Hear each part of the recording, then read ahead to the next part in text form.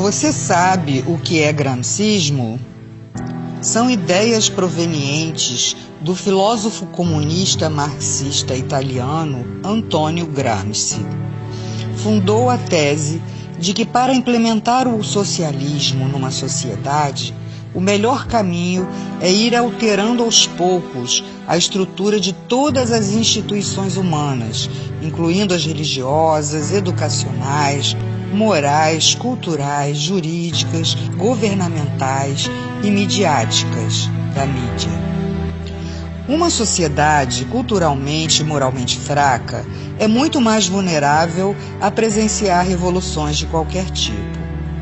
Gramsci postulou o conceito de hegemonia cultural, que é o domínio ideológico de uma classe sobre a outra, trazendo o enfraquecimento do capitalismo, culminando em uma revolução e ditadura comunista. Uma nação inteira fica dopada e dominada, formando uma sociedade idiotizada para que se perpetuem no poder. O gramscismo vem sendo adotado em vários países da América do Sul, como Bolívia, Chile, Nicarágua, Argentina, Uruguai, Peru, Guianas, Venezuela e Brasil. Aqui se tornou mais forte no governo de Fernando Henrique Cardoso, quando este permitiu a criação do Foro de São Paulo, proposto por Lula e Fidel Castro. Essa doutrina está sendo inserida em doses homeopáticas na veia da sociedade, e muitos não acreditam que estejam contaminados. O golpe comunista é feito em etapas. Primeira etapa: um governo populista. Essa fase pode ocupar várias presidências do mesmo partido ou da mesma coalizão.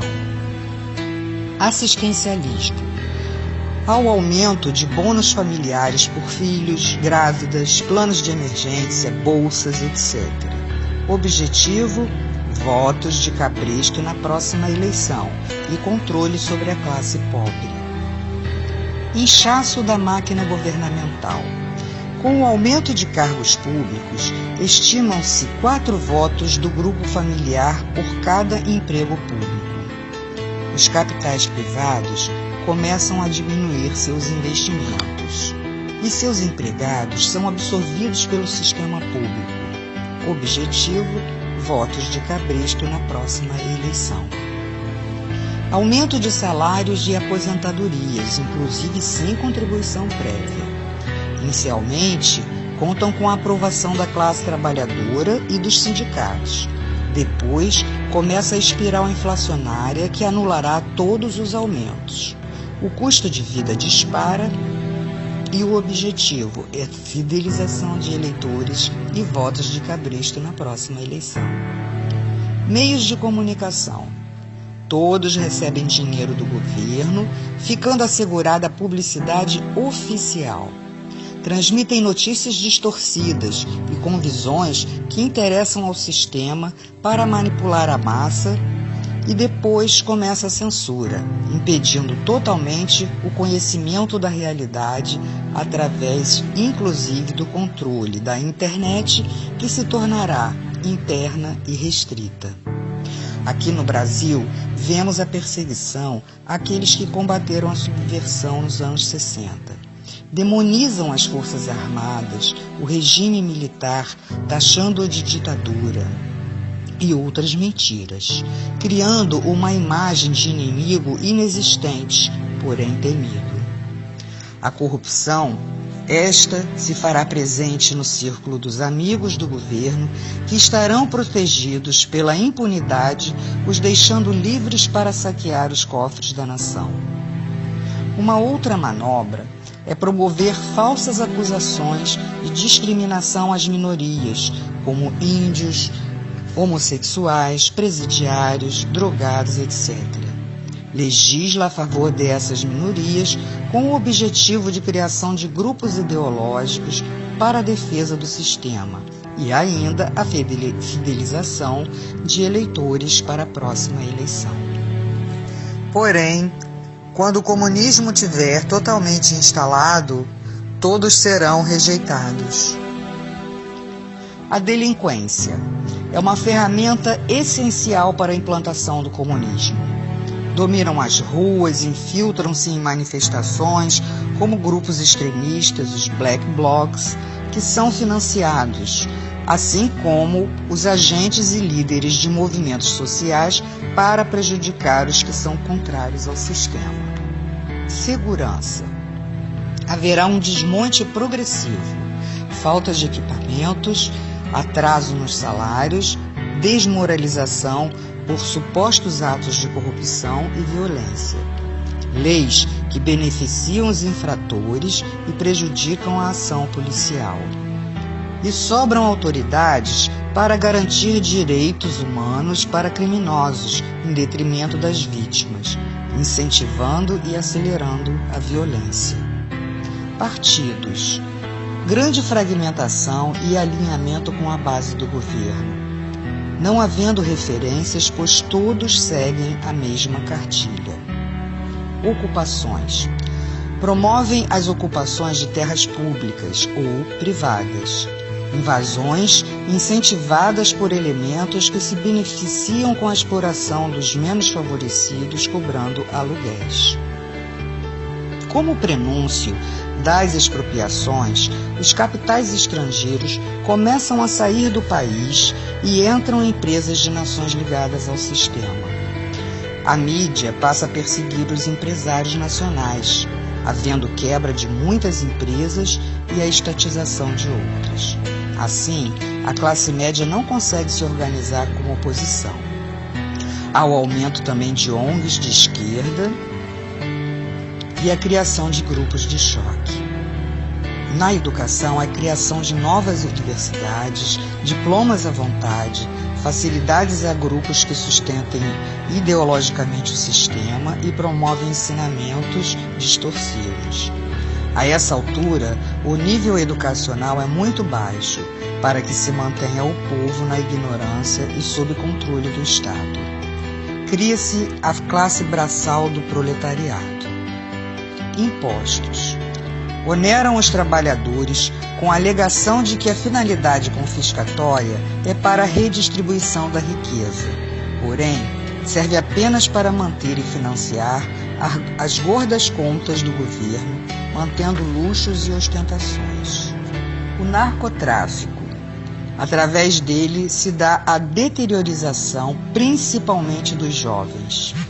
As organizações criminosas movimentam uma grande quantidade, onde o acobertamento se dá, inclusive no tráfico de armas. Sindicatos. A princípio, formados com o intuito de coibir greves através de acordos com o governo. Posteriormente, os dirigentes não alinhados com o sistema se retiram das centrais sindicais na tentativa de formarem centrais dissidentes, sem a menor possibilidade de êxito. Saúde.